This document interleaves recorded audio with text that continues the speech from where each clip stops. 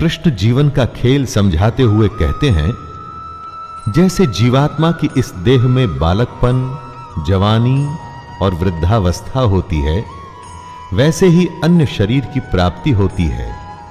इस विषय में धीर पुरुष मोहित नहीं होता।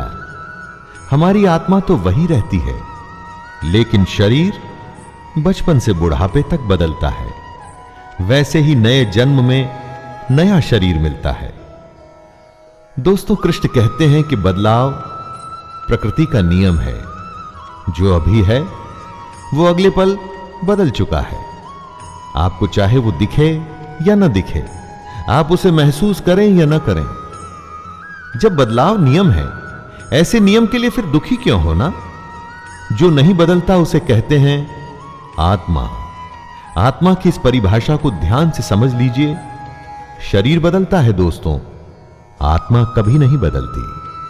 हे कुंती पुत्र, सर्दी, गर्मी और सुख दुख को देने वाले इंद्रिय और विषयों के संयोग तो उत्पत्ति, विनाशशील और अनित्य हैं। इसलिए हे भारत, उनको तू सहन कर। जिन्हें हमारी इंद्रियां महसूस करती हैं, वो सर्दी, गर्मी या सुख दुख आते जाते रहते हैं, हमेशा नहीं रहते।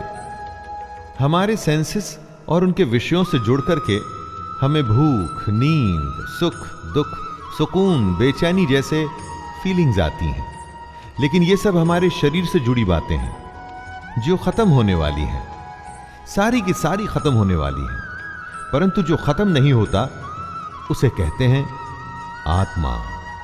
क्योंकि हे पुरुष श्रेष्ठ, दुख सुख को समान समझने वाले जिस धीर पुरुष को ये इंद्रिय और विषयों के संयोग व्याकुल नहीं करते, वह मोक्ष के योग्य होता है। सुख दुख जो बराबर समझे, दोनों हालत में एक जैसा रहे, वही जीवन में आगे बढ़ता है। जितनी भी आपकी आयु हो, जीवन में जरा पीछे मुड़ के देखिए। न जाने कितनी बार आप सुख दुख से बीते होंगे। कभी बेतहाशा खुशी हुई होगी। किसी के जाने या बेहद बड़े नुकसान पे शायद आप फूट फूट के रोए भी होंगे। और आगे आने वाले जीवन में भी ऐसा होता ही रहेगा। ज्ञानी इस बात को जानते हैं कि ऐसे सुख दुख तो आते जाते रहते हैं। एक ही भाव कभी रुक के नहीं रहता।